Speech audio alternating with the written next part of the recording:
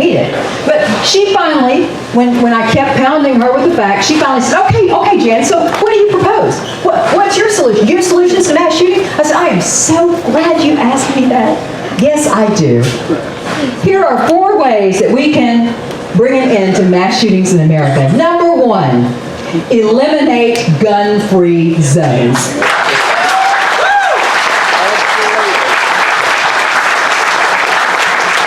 That's where mass shootings occur, in gun-free zones. Number 2, we need to look at psychotropic drugs. I mean, look, I'm sure there are people in this room who have family members who are on psychotropic drugs, and maybe they're helping your family member and they are very beneficial. I understand that. But they aren't beneficial for all people. And we need to be more carefully monitoring people who are on these drugs, even on their own paperwork. You know, the paperwork that says, possible side effects could cause you to kill yourself, stab yourself, shoot yourself, kill other people, blah, blah, blah. Literally, propensity for violence is one of the side effects of so many of these drugs. And here's another thing, folks. We're putting our kids on these drugs at a very early age instead of parenting. I firmly believe, what the heck? You would not believe. Check out my information. I wouldn't lie to you. There are 2-year-olds in this country being put on antidepressants. Now, what the heck does a 2-year-old have to be depressed about? People are putting their kids on drugs rather than using the palm of their hand to spat the rear end, to discipline when they need to be disciplined, and to parent them. They're sitting them in front of video games for hours on end as a babysitter, and they're giving them drugs and drugging them so they can get through their school day, and mommy and daddy can come home and bathe them, put them to bed, and have a life. That is one of the problems in America today.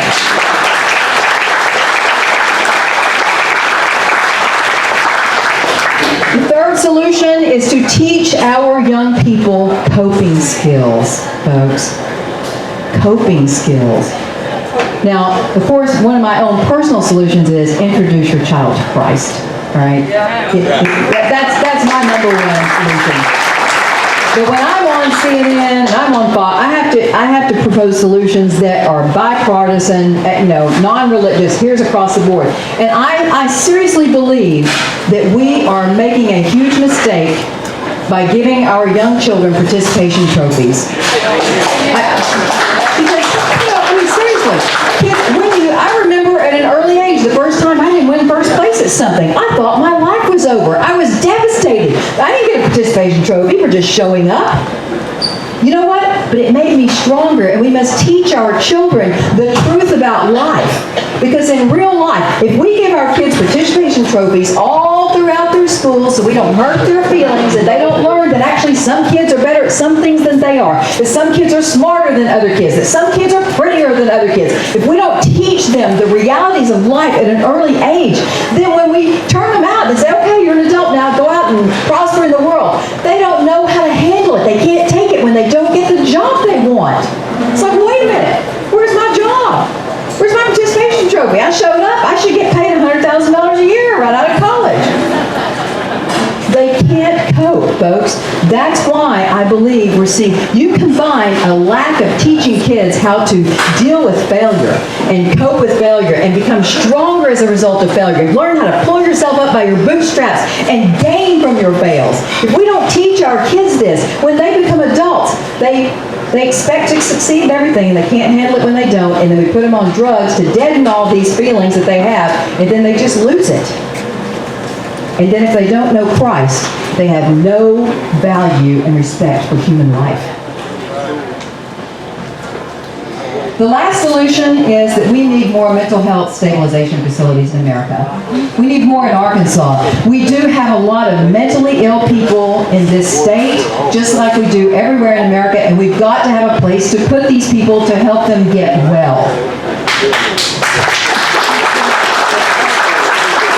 And this is a fact that I'm hearing when I was traveling the state. I tell you, folks, people say, gosh, I was running for governor. It was the most amazing experience of my life. I wouldn't take anything for what I learned about the people of this state, about our state government, some things I wish I hadn't learned. But I learned that there are still a lot of good people in Arkansas. And there is a fighting spirit, folks. But you've got to get in the fight. You can't sit at home on your couch and say, yeah, Jan, you go up there, you fight for us. You need to get in the trenches. I need you to help me. Our legislators, our good guys like Brent and Dan, they need you to support them. Even if they're not the representative for your district, they need you to help them get elected. And they need you to help them fight the bad guys that they're up against who are trying to make them vote the wrong way and threatening them with all kinds of committee assignments and all kinds of ridiculous stuff if they don't vote along the lines that they are told.